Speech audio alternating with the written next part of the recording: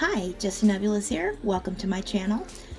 And first and foremost, I want to say that I only take partial credit for the hot mess that this painting started off as.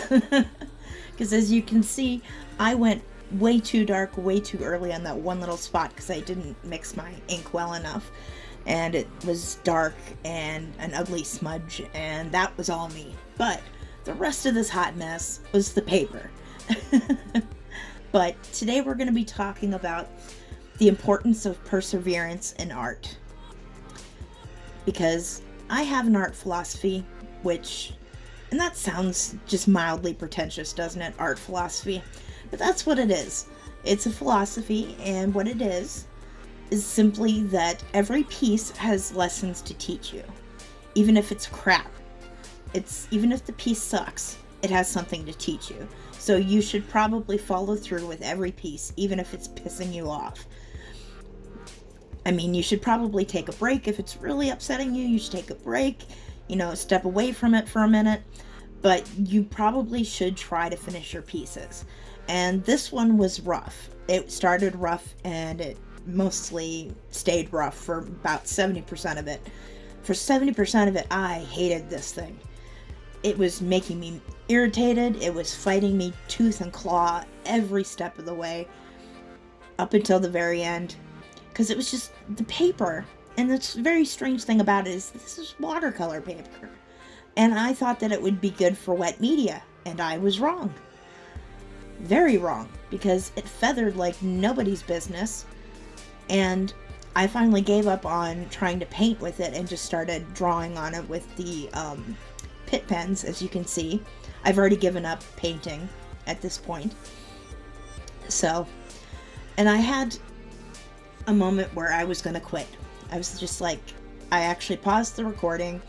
I went out, I took a breather, and I was going to just give up. But I decided that, like I said, my philosophy is that pieces have things to teach you. And I wanted to learn what this had to teach me. So I decided to stick with it, and I finished up the portion that I needed the pit pens for, which is coming up pretty quick here. And I hated this thing. It was ugly and I didn't like it. So I started working on the background a little bit and finished up the portion that I felt the pit pens could, to the point where I figured the pit pens were done. And I didn't like the way the background was looking, so I decided to go a different direction with it.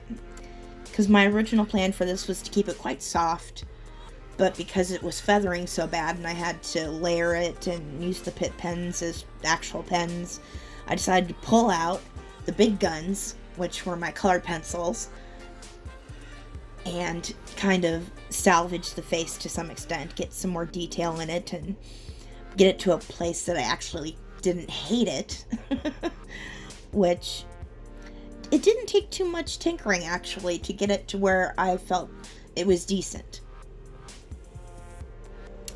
And I've got the white gel pen, adding the whites to the eyes and the highlights on the mouth, and adding a little bit of shadow to the eyelid, and just making it the eyes pop a bit more. And that's the thing. I couldn't save this with the pit pens because it's a new supply for me. I don't really know much about how to use pit pens. I've only used it, this is the third time I've used them, I think. And so I went to colored pencil because that's my main medium. That's something I know very well. And something I'm very comfortable working with. So I turned to that to kind of help me out here and salvage many parts of this face that I hated before, but actually started to like once I got some colored pencil in and, blended it out and all that good stuff. And pardon my voice being a little raspy. I am still getting over COVID. I'm mostly healed, but I'm back to about 90%. Okay, here's where I yank out the pastels. So, I am not very experienced in pastel, which is why I decided to use them, because I already hated this piece, so I couldn't ruin it. You can't ruin something you hate. So it seemed like a good time to pull out the pastels and give them a shot. And I really liked it. I enjoyed playing around with these. It was a lot of fun. Very messy, but fun. And I took it in a completely different direction than what I originally intended. And if you have a piece that's really just giving you the business, be open to exploring different paths with it. Be open to adding different mediums if you need to. Just be open. Be willing to just keep going, even if you don't like the way it's looking, because you can learn things. Like, I learned a lot about pastel and pit pens in this, and how much I don't like this paper. So that was the main lesson here, is that this paper is not good for wet media, even though it's watercolor paper, which is weird. I usually only use it for colored pencils, which is why I didn't know wet media is such a problem with it. But so I'm playing around with the pastels. These are soft pastels, not oil. So they're very chalky and powdery and oh, so messy, but so much fun. I'm just adding some texture to the hair and some extra colors, and it was a lot of fun, actually. I ended up enjoying this, and I ended up liking the piece quite a bit. A lot more than I thought I would. It turned out to be not bad.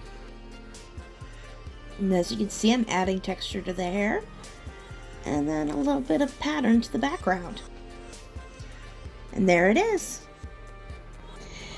And that's why you should keep persevering with your art, because you'll get there, I promise.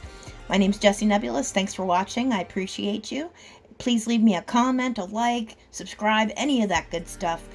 I have 2 videos a week. Thanks. Keep arting. Jessie Nebulous, signing off.